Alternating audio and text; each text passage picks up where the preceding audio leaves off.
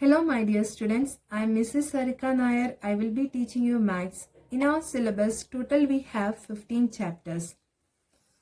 The first chapter is rational numbers. Before coming to rational numbers, we should know how many types of numbers are there which we have already studied in our previous classes. For example, natural numbers. Natural numbers are those numbers which starts from 1, 2, 3, 4, 5, 6 and it goes on up to infinity. If with natural numbers we add 0, we are getting whole numbers. That means 0, 1, 2, 3, 4, 5, 6, it goes on till up to infinity. With whole numbers, if we are adding negative numbers, we are getting integers. These are also going up to infinity. Infinity in means till end we cannot define any number. Okay. So how to represent these numbers in a number line? If you want to check that, if it's in number line, we are representing 1, 2, 3, 4, goes on till infinity, right?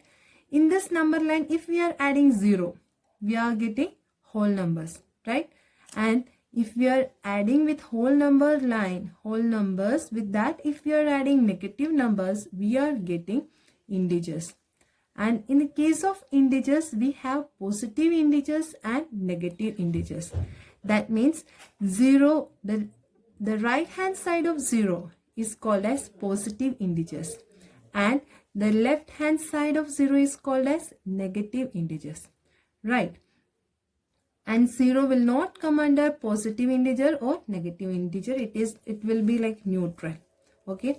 Apart from these numbers, we have also learned what is meant by even number, odd number, composite number, prime number, etc. Isn't it? Now we are coming to rational numbers. What is meant by rational numbers? Rational numbers also you have learned in your 7th standard, right? We have learned there as fractions. So now in detail we will be saying what is meant by rational numbers.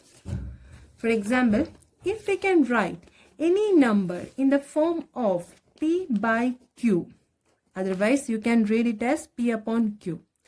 If we can write any number in the form of P upon Q, we can say that it's a rational number. Okay, that means for example, if I am writing 2 by 3. So this is a rational number because it's in the form of P by Q or P upon Q, right? If I'm writing 11 by 3, yes, of course, it is also a rational number because it's in the form of P upon Q, isn't it? If I'm writing 2, is it a rational number? Check. If I'm writing 2, is it a rational number? Yes, of course, it's also a rational number because 2 we can write 2 upon 1, right? So this is also a rational number. And if I'm writing negative 11 by 12, is it a rational number? Yes, this is also a rational number. Here this thing is, here negative sign is there, but here 11 by 12, it's in the form of P by Q and negative 11 is integers. P and Q can be integers also. Okay, there is no problem in that. But in this case, one condition we have to satisfy that Q should not be equal to 0. Okay, that means denominator, it should not come 0. Because if 0 comes means it's not defined. For example, if I'm writing 2 by 0, means it's not defined. It's not defined, right? So denominator, that means in the place of Q, it should not come 0. Then it will come under rational numbers. Clear? So what is meant by rational numbers? The rational numbers means any number which we can write in the form of P upon Q, and whether it's a condition that Q should not be equal to 0 and P and Q are integers. P and Q are integers. Okay. Now, one more thing. See, if we are taking another example. If we are taking 81 by 6. Okay. can I do like this? 81 divided by 6. What will be the answer? 1, 6, then 8 minus 6, 2, again 121. So what it will come? 3 it will come. 6 3s are 18. 3, 0.5. So I will be getting 13.5. So I can write 13.5. 13.5 means this is in the form of decimal, right? It is in the form of decimal number. So decimal numbers also can be a rational number. Did you get my point? We can write 81 by 6, right? 81 upon 6. That means which is equals to 13.5. We are going for long division. We are getting 13.5, right? This is a decimal number. So decimal numbers also can be a rational numbers.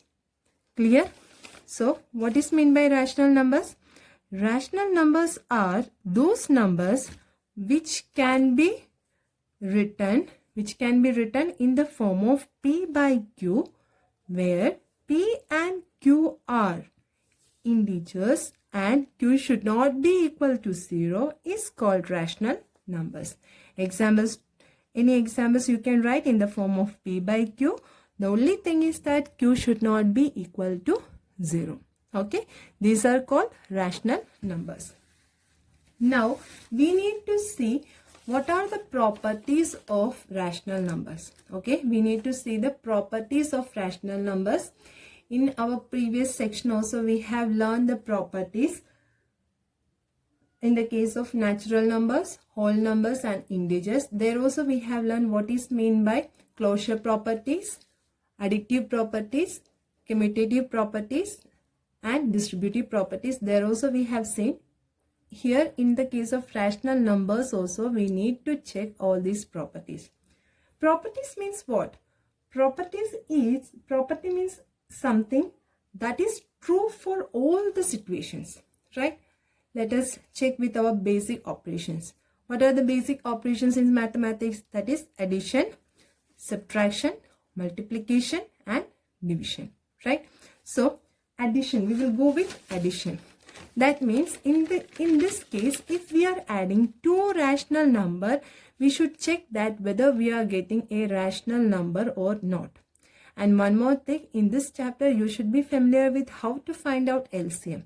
This and all already we have learned in our previous classes, because here everything will be in the form of fractions. So we need to know how to find LCM, right? So we will be checking with addition part. First one, we need to check whether A by B plus C by D, okay, which will be equal to a rational number or what.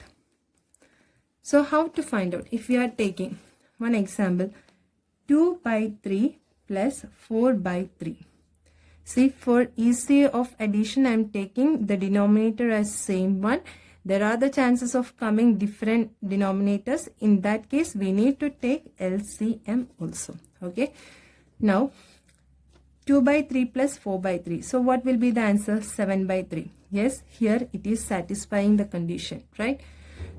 So next one, if we are going with subtraction, A by B minus C by D, whether we are getting a rational number or not. Let us check. If I am subtracting 5 by 6 minus 4 by 6. If so, I am getting how much? What will be my answer? 1 by 6. Yes, it is satisfying. It's a rational number.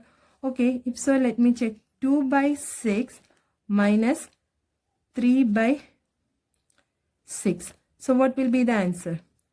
Here minus 1 by 6, right? So here minus means there is no problem. This is in the form of P by Q. It can be an integer, right? So this is also a rational number. In this subtraction, the case of subtraction also, it is satisfying, right?